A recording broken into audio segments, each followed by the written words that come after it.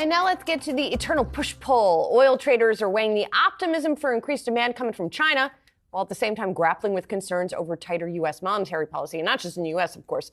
So where does this leave prices? Here to discuss is Daniel Dicker, founder of the Energy Word.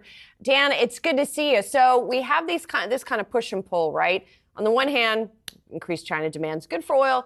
On the other hand, tightening monetary policy is not traditionally great for oil. How does it all shake out? Julie, we don't want to do another monetary policy segment. You've got 40 of those set up for the rest of the day. And, let's talk oil. Oil fundamentally is about as strong as I've ever seen it. And sure, we've got prices that are lower than what they probably fundamentally should be. And it's all because of all those 40 other segments you're going to do for the rest of the day. But, I look at something like ExxonMobil, and it's trading 110, 111, 112, $113 a share. And the last time that oil was bouncing around the $70 mark, right before the beginning of the year, Exxon was actually trying very hard to breach $70 a share itself. Now, one of these two is wrong. Either oil is too cheap or Exxon's too expensive. And, my feeling has always been that the stocks are really representing the profitability of oil and the long-term possibilities of oil. We know how deeply involved Russia remains in Ukraine, and how this problem, this systemic supply problem coming from the largest natural gas producer in the world and the third largest oil producer in the world, is going to be going forward. That is going to go on for a long, long time. There are holdbacks going on from the Saudis in the United States. There's all sorts of, all of the great plays have been drilled. And now you see shops like, for example, Pioneer supposedly bidding on Range Resources because there's no new production to be found, or really golden new production to be found in the United States. Everybody's looking to buy it at this point. So I'm looking at a long-term, for your investors, I'm looking at a very long-term picture of reducing supply and not much of a demand destruction going on from anywhere. In fact, I see a lot of places where I think that because of the global dust-ups going on in Europe and elsewhere, that demand picture for fossil fuels, despite all the renewable pressures, is going to increase going forward, at least for the next 5 years. Yeah, I want to actually get to more on that renewable pressure there, because when you layer on everything that you were talking about from a longer term perspective, with some of the ambitious goals that we've seen rolled out by many companies, in energy included, about how to get to more clean energy and sustainable energy, what is the investor's mindset and how they should be kind of pricing their time horizon? Right, Brad. And I think this stuff is very much on hold right now, unfortunately. I mean, I read article after article about the Indians, in India. They're absolutely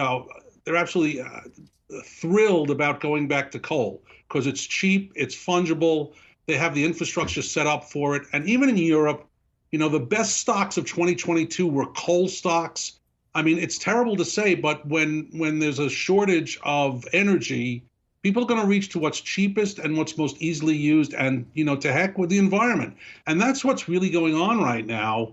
And for that, I see a lot of the oil companies, BP, for example, who has spent the last 10 years trying to refashion themselves as a sort of sustainable energy company, pivot back to oil and other fossil fuels, at least for the foreseeable future, and particularly because of what's going on in Europe and with Ukraine. I think those pressures are far less serious than they were perceived to be even a couple of years ago. I saw Larry Fink, several months ago, very much abandon his push in ESG.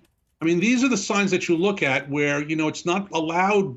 Nobody wants to loudly say, oh, I'm going back to burning oil as opposed to trying to, make solar work for me. But it is something that economically you see happening over and over again, basically because of what's going on in Europe. And so what does all of this mean for investors, Dan? To go back to your first point here, I mean, we've talked to a lot of people this year who have said, we still like energy stocks.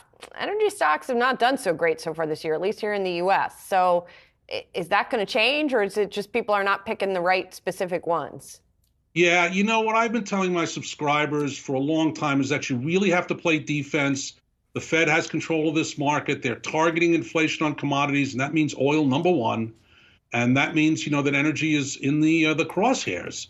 But at times you find these tremendous values.